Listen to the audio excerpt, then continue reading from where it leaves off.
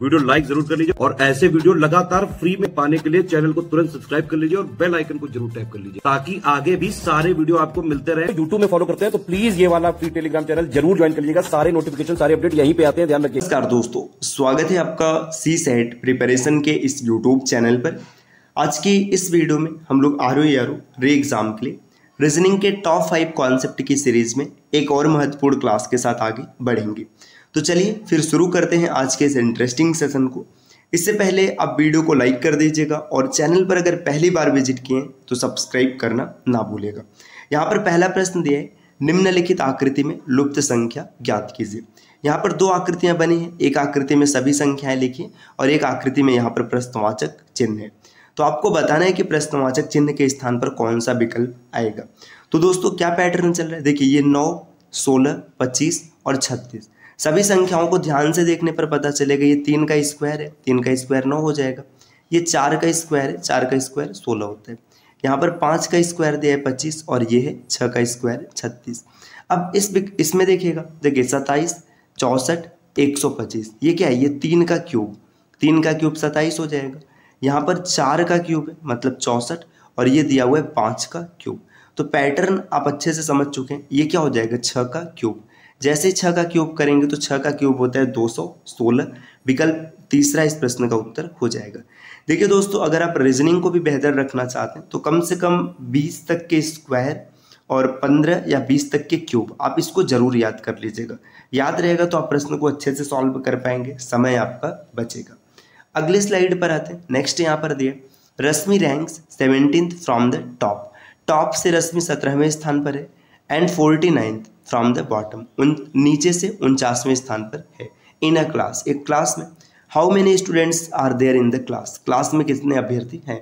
रश्मि नाम के एक स्टूडेंट है, ये अगर आप ऊपर से काउंट करेंगे तो 17वें पर आएगी और नीचे से काउंट करेंगे तो 49वें पर आएगी। क्लास में कितने स्टूडेंट्स हैं आपको ये बताना है। सेम यही डेटा यहाँ पर हिंदी में दिया है। रश्मि एक कक्षा में शीर्ष से 17वीं और नीचे से 40वें स्थान पर है। भाई यहाँ पर तो थोड़ा सा मतलब अलग हो गया, देखो ये 49 दिया इंग्लिश में तो इसे 49 कर लेते हैं। हालांकि आप 40 से भी सॉल्व करेंगे तो आपका आंसर आएगा, लेकिन शायद हो सकता है मैच ना करे। तो कक्षा में कितने छात्र हैं आपको ये बताना है। ये प्रश्न आप 2 तरीके से सॉल्व कर सकते हैं। इसको हम लोग सॉल्व करें इससे पहले आप कुछ जरूरी सूचना समझिएगा साथियों कि आरओ का जो एग्जाम है 27 जुलाई को, अब जितना दिन बचा हुआ है इतने दिनों में आप चाहते हैं कि आपका लेवल बूस्ट हो जाए तो आपको स्टडी फॉर सिविल सर्विसेज के 30 टेस्ट सीरीज को जरूर लगाना चाहिए। अगर आप टेस्ट लगाने के इच्छुक हैं तो आप इनमें से किसी भी नंबर पर कॉल या व्हाट्सएप कर सीरीज की जानकारी प्राप्त कर सकते हैं। ये ज्ञान सर का व्हाट्सएप नंबर है, आप यहाँ से व्हाट्सएप के माध्यम से भी जानकारी ले सकते हैं। चलिए अब देखते हैं इन प्रश्नों को 2 तरीके से कैसे सॉल्व करेंगे। पहला तरीका तो इसका फार्मूला है। फार्मूला सीधा सीधा होता है total is equal to left plus right -1, ये फार्मूला होता है। अब जैसे यहाँ से देखिए, लेफ्ट प्लस राइट को अप और डाउन भी आप मान सकते हैं। तो टोटल अगर हम एक को 17 मान लें, एक को 49 मान लें और माइनस इसमें से 1 कर दें तो टोटल इज इक्वल टू ये कितना हो जाएगा 49 में 17 अगर हम जोड़ेंगे तो 49 में 17 जोड़ने पर आएगा 56, इसमें से एक माइनस कर दीजिएगा 65 आएगा, माफ कीजिएगा मैं 56 बोल गया, 65 आएगा, एक माइनस कर दीजिएगा तो यहाँ पे 65 ओवरऑल बन जाएगा। इन दोनों को जोड़ा गया था 66 आया था और एक माइनस करने पे 65 आ गया। तो ऑप्शन दूसरा इस प्रश्न का उत्तर हो जाएगा। एक तरीका ये रहा। दूसरा तरीका क्या है, देखिए रश्मि नाम की एक कोई अभ्यर्थी है, ठीक।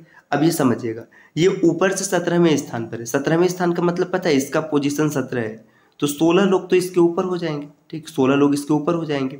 नीचे से जब जोड़ा जा रहा है तो 49 th है, मतलब देखिए ये 49 है नीचे से, मतलब 48 लोग तो इसके नीचे हो जाएंगे। देखिए क्लास में कितने अभ्यर्थी, 48 ये हैं, 16 ये हैं और एक खुद रश्मि है। तो 48 और 16 64 और 1 65। आपको दोनों में से जो तरीका सुलभ लगे, जो समझ में आए, आप उस तरीके के साथ प्रश्न को सॉल्व कर सकते हैं। अगले स्लाइड पर आते हैं। नेक्स्ट यहाँ पर दिया हुआ है कि if winter is called spring, winter को स्प्रिंग कहा जाए, spring is called rain, spring को रेन्स कहा जाए, rain is called swimming, rain को स्विमिंग कहा जाए, swimming is called cloudy, swimming को क्लाउडी कहा जाए और क्लाउडी इज कॉल्ड काला पानी, तो काला पानी क्लाउडी को काला पानी कहा जाए। तो व्हेन डज इट रेन, तो बरसात कब होगी। देखिए ये वाले जो प्रश्न होते हैं ना बहुत ही आसान होते हैं। जैसे यहाँ पे पूछा गया कि बारिश कब होगी, तो बारिश कब होता है, बारिश तब होता है जब बादल होता है, सीधी सी बात है। और बादल को क्या कहा जाएगा? बादल को काला पानी कहते हैं। तो बारिश कब होगी? काला पानी में होगी। विकल्प दूसरा इस प्रश्न का उत्तर हो जाएगा। ऐसे प्रश्न काफी आसान थे। जैसे और भी प्रश्न दिया जाता है, जैसे काला को नीला कहा जाए, नीला को पीला कहा जाए, पीले को हरा कहा जाए, हरे को सफेद कहा जाए, सफेद को केसरिया कहा जाए। तो आपसे पूछ लेगा बताओ कि तिरंगे का की जो सबसे ऊपरी पट्टी होती है किस कलर की होती है? तो केसरिया को आपने सफेद कहा है तो सफेद टिक करेंगे, आगे बढ़ेंगे। बस आपको लास्ट पर ध्यान देना होता है। देखो बरसात कब होगी ये पूछा गया, आप देख लीजिएगा बरसात कब होगी। बरसात कब होगी? जब बारिश रहेगा, है ना, सीधी सी बात है। सॉरी, बादल रहेगा, बादल को काला पानी कहा गया, आराम से आप टिक कर लेंगे। अगली स्लाइड पर आते हैं। देखिए दोस्तों, अगर आप यूपीपीसीएस 2025 को टारगेट किए तो एग्जाम होना है 12 अक्टूबर को। अभी जितना दिन बचा हुआ है आप उतने दिन में टेस्ट लगा सकते हैं। टेस्ट के लिए आप स्टडी फॉर सिविल सर्विसेज की इस सीरीज को फॉलो कर सकते हैं। प्राइस मात्र 2399 रुपये। इसमें आपको कुल 55 टेस्ट सीरीज मिलेंगे जो कि लेटेस्ट ट्रेंड और पैटर्न के हिसाब से होंगे। वैलिडिटी है 12 महीने की। एग्जाम मुश्किल से 3 महीने। अगर कुछ अनिश्चित चीज़ें होती हैं, एग्जाम आगे पीछे भी बढ़ते हैं, तो आराम से आप ये आपके लिए फायदेमंद रहेगा। ठीक, चलिए अगले स्लाइड पर आते हैं। नेक्स्ट दिया है कि Seema is taller than Rekha, Anjana is taller than Seema, Sejal is taller than Anjana, Shefali is the tallest. If they are arrange according to their heights, who will be the middle? देखिए यहाँ पे क्या बताया जा रहा है कि सीमा जो है रेखा की तुलना में लंबी है। ठीक भाई, सीमा जो है ये रेखा की तुलना में लंबी है, मतलब रेखा से लंबी है। आगे बोला कि अंजना सीमा से लंबी। ठीक, अंजना जो है सीमा से लंबी। सेजल अंजना से लंबी, तो सेजल के लिए मैं ऐसे लिख दे रहा हूँ, ये अंजना से लंबी है। और शेफाली सबसे लंबी है, तो SEF इतना लिख दिया गया, सबसे लंबी है। ठीक, ये सब देखो हाइट के हिसाब से व्यवस्थित हो चुके हैं, ऊंचाई के अनुसार व्यवस्थित किया गया। तो सब बीच में किसका स्थान होगा आपको बताना है, बीच में कौन आएगा। तो इसमें आप देख लीजिएगा बीच में कौन है, शेफाली, सीमा, सेजल, अंजना, सीमा और रेखा। तो ये अंजना जो है ये सबसे बीच में। तो अंजना इस प्रश्न का सही उत्तर होगा। ऑप्शन 1 को टिक करेंगे और आगे बढ़ेंगे। अगले स्लाइड पर आते हैं। देखिए नेक्स्ट यहाँ पर दिया कि आकाश वॉक्स 5 किमी टुवर्ड्स ईस्ट। आकाश पूरब की ओर 5 किमी गया। देन टर्न्स लेफ्ट, वहाँ से लेफ्ट लेता है और वॉक 6 किमी, 6 किमी चलते हैं। अगेन टर्न्स राइट, और फिर से राइट लेता है, 7 किमी चलते हैं। Finally he turns to his right and walk 6 किमी। How far he is from the starting point? देखिए क्या दिया है कि आकाश पूरब की ओर 5 किलोमीटर चलता है। ठीक, आकाश यहाँ पर है मान लो। ठीक, यहाँ से पूरब, देखो जब भी पेपर पे आप डायरेक्शन बनाएंगे तो ये नॉर्थ होगा, ये साउथ होगा, ये ईस्ट होगा और ये वेस्ट होगा, ये वेस्ट होगा। तो यहाँ पे आकाश क्या कर रहा है कि यहाँ से पूरब चला 5 किमी। ठीक भाई, 5 किमी पूरब चला। इसके बाद ना यहाँ से लेफ्ट टर्न लेता है। ठीक है, लेफ्ट टर्न लिया, लेफ्ट लेकर कितना चला, 6 किमी चला। फिर यहाँ से राइट टर्न लेता है। ठीक है, राइट टर्न लिया, राइट टर्न लेने के बाद ये कितना चल रहा है, 7 किमी चल रहा है। ठीक, 7 चल गया। और यहाँ से फिर क्या करता है, राइट टर्न लेते हैं, राइट टर्न लेगा और 6 किमी चलेगा। ठीक, 6 किमी आगे।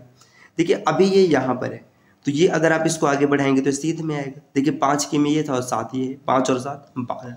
तो स्टार्टिंग पॉइंट से 12 किमी दूर है, जो कि ऑप्शन तीसरे में दिख रहा है। तो इस प्रश्न का उत्तर हो जाएगा। अगली स्लाइड पर आते हैं। देखिए यहाँ पर एक प्रश्न है कि सुबह 4 बजे से शाम के 4 बजे तक कितनी बार घड़ी की दोनों सुइयां समकोण पर होती हैं। देखिए सुबह 4 से शाम 4 तक 12 घंटे होंगे। इसमें कितनी बार समकोण बनेगा ये आपको कमेंट करना है, क्योंकि 5 कॉन्सेप्ट हम लोग डन कर चुके हैं, ये 6वां कॉन्सेप्ट है। इसका उत्तर क्या होगा आप कमेंट करके बताइएगा। और आपको बता दें साथियों कि अगर आप किसी भी एग्जाम की कंप्लीट और सिलेक्शन वाली तैयारी करना चाहते हैं, चाहे यूपीपीसीएस है, आरओ है, या फिर कोई वनडे एग्जाम है, जैसे आपने एसएससी को टारगेट किया है, रेलवे को टारगेट किया है, यूपी पुलिस, यूपीएसआई को टारगेट किया है, तो आप टीम के पेड कोर्सेज को ज्वाइन कर सकते हैं, जिसके लिए आपको इनमें से किसी भी नंबर पर कॉल या व्हाट्सएप कर कोर्स की जानकारी प्राप्त कर लेनी है। ये ज्ञान सर का व्हाट्सएप नंबर है, आप यहाँ से व्हाट्सएप के माध्यम से भी जानकारी प्राप्त कर सकते हैं। आप याद रखिएगा कि अगर आपको सिलेक्शन लेना है तो स्टडी फॉर सिविल सर्विसेज ही एकमात्र विकल्प है। इसके अतिरिक्त आप इधर उधर भटकेंगे, आपका समय और पैसा दोनों बर्बाद होगा।